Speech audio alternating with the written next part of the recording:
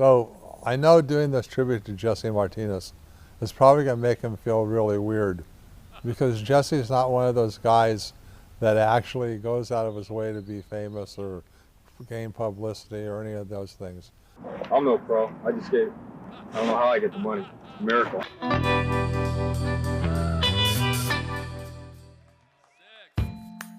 You know, Venice in the early mid-'80s it was like a ghetto on the beach. You know, a lot of kids were just, you know, rough around the edges or whatever it was, and there was a certain hardness to Venice during that time. People just didn't take shit, and there were people that were enforcers, and Jesse was one of those people that enforced the boardwalk. And, you know, he's also killing it, busting the biggest method errors out of anybody.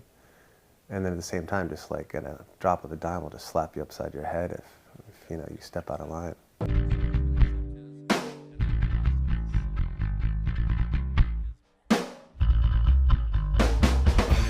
Jesse Martinez is my favorite power rider.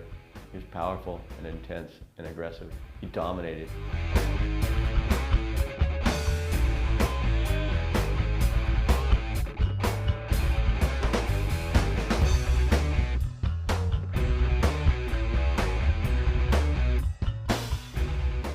Jesse is one of the most purest people I've ever met.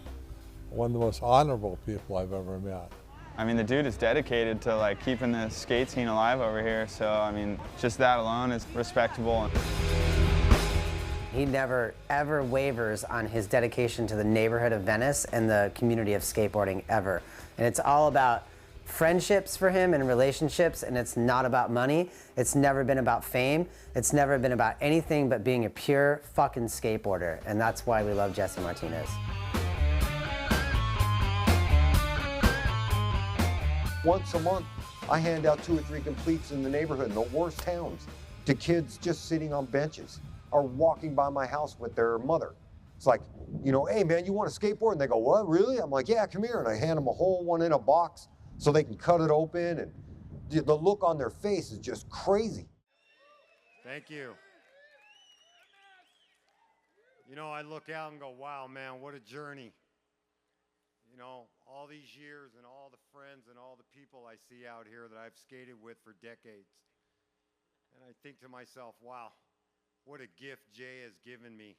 When I say Jay, I mean Jay Adams. You know, he was the guy who picked me up off the street one day and goes, hey man, you want to go skate? I said, yeah, I know who you are. You're Jay Adams. Everything changed pretty much from that moment, but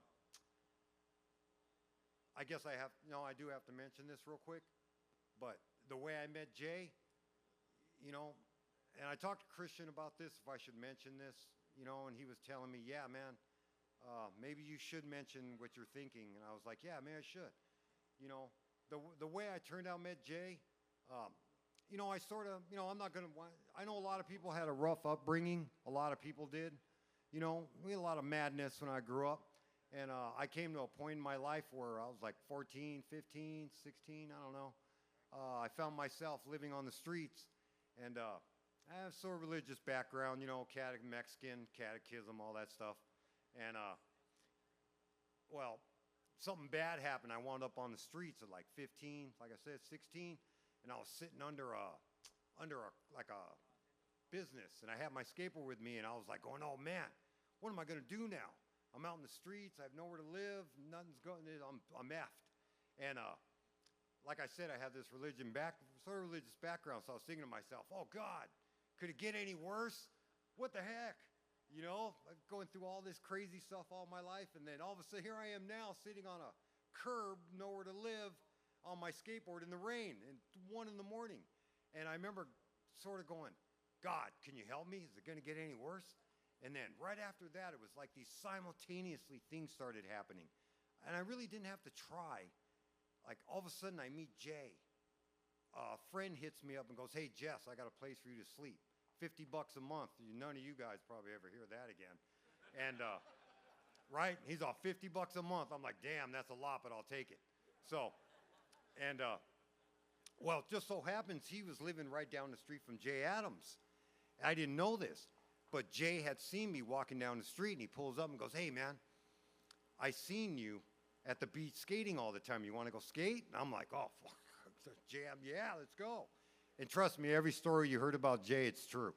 Because that day was, almost went to jail, met everybody, skated, had a great time. But, so, it seems after that, everything fell into place. I didn't try. I mean, I had to try to skate. You know, everybody knows that, or you suck. So I had to really try. But everything fell into place. My sponsors and how my life was going. And, you know, before that, it was just a complete train wreck. You know, like the shit I saw by the time I was 10, nobody should see. And I was just like, whoa, gnarly. And so all the skateboarding stuff fell into place, you know, and I became part of this neighborhood of Dogtown.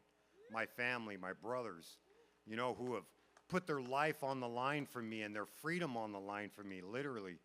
Those guys, you know, all the Dogtown family and all skaters, I extremely got your back. But as I got older, you know, and after I started to stop skating, started getting my ass whooped by young kids, and hey, it's time to sit down. But I started, you know, I noticed, like, wow, how did all this happen? And I think, whoa, and I think back to 30 years prior, like that night sitting under that ledge. Whoa, did somebody answer my question? I went, wow, maybe they did. It's too bad I didn't realize it earlier. I probably shit on that dream a couple times, and I'm sure I did. But yeah, I told Christian, yeah, man, if I don't mention this, I'll be reborn as a rollerblader. Fucking really hating. So I was like, I can't have that. So I was up, and you know, yeah. So I had to mention this little part of the story, but yeah. So everything fell into place. I was, you know, everything was really great after that day to this day, and it's still kind of amazing because I get in a tight spot, somehow I find my way out of it, and I just go, wow, how does this happen? I'm such a dork, you know. But I always had to say that.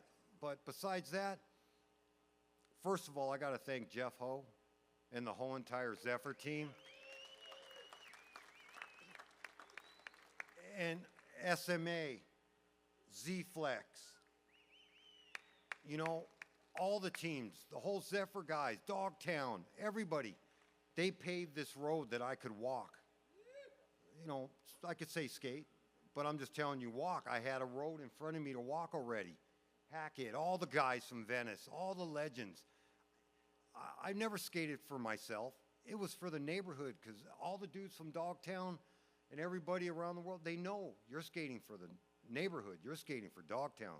You're not skating for Jesse Martinez. Just, you know, you're representing a whole goddamn legacy, and you better live up to that legacy. So, you know, like Jeff Ho, Skip, Emblem, okay, Hackett, all the guys, Steve Rocco, everybody. Thank you, and everybody out here. Give it up for Jesse Martinez. It's Jesse!